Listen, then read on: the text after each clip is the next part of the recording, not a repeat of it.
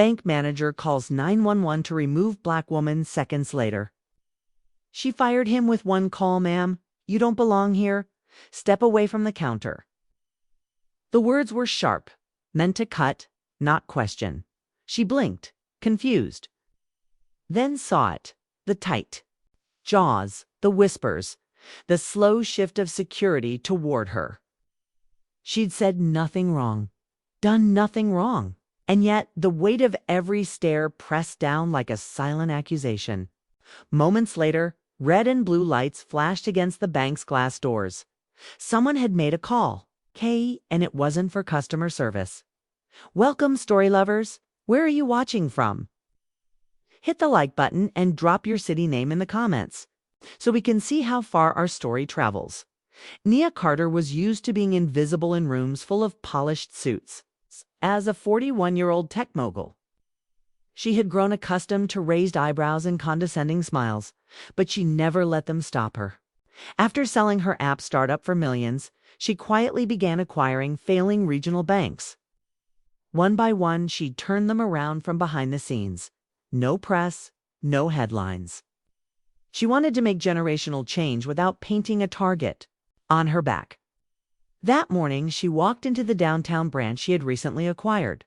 Wearing jeans and a black turtleneck, she looked more like a customer than an executive.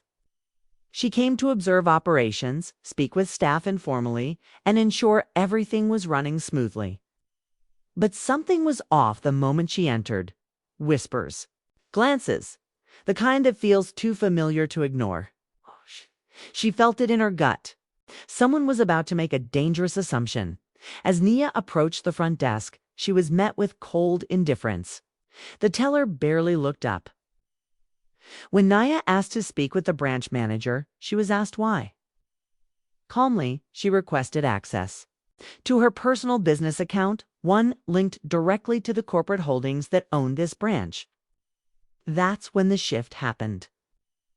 The manager, a man in his mid-50s, emerged with a forced smile, but eyes full of suspicion. He asked for ID. She provided it. He stared at it far too long. Then came the questions about where she worked, how she had this account, whether she was authorized. She noticed him glance at the security guard, whisper something, and step away. Minutes later, 2 police officers entered the bank.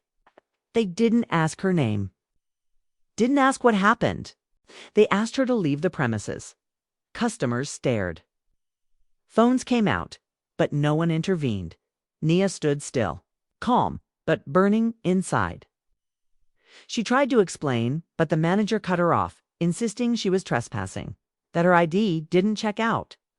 Her voice didn't rise. Instead, she reached into her bag and pulled out a small leather-bound portfolio. Inside was the corporate charter, stamped, signed, verified. It listed her as the majority shareholder. But the manager was too far gone. He waved the officers forward. That's when Nia made a quiet call to someone who did know who she was.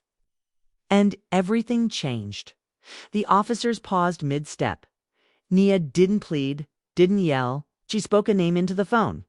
The bank's regional director picked up, and his voice, even through the receiver, cut the tension like glass. Within seconds, the officers stepped back. Another call was made. The manager's phone rang. He picked up, confused, still smug, until his face drained of color. He looked at Nia, then at her ID. Then she had the document in her hands. He stammered, apologized, but it was too late. She spoke just once. You just called the cops on your boss. Dear audience, if you're enjoying the story, don't forget to give it a like. It helps. The manager was fired within the hour. Not transferred, not suspended, fired. The officers reprimanded and required to complete racial bias training. But the damage had been done. What was meant to be a simple site visit became a viral moment. The footage from a customer's phone hit the internet. Millions watched a woman of power be reduced to suspicion until she reminded the world exactly who she was. Nia didn't make a statement. She didn't need to. Her silence said everything. Dignity doesn't need defending, and power doesn't. Always wear a suit.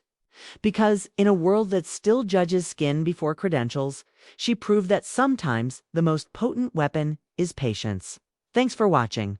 Subscribe to our channel for more powerful stories and new videos. Take care.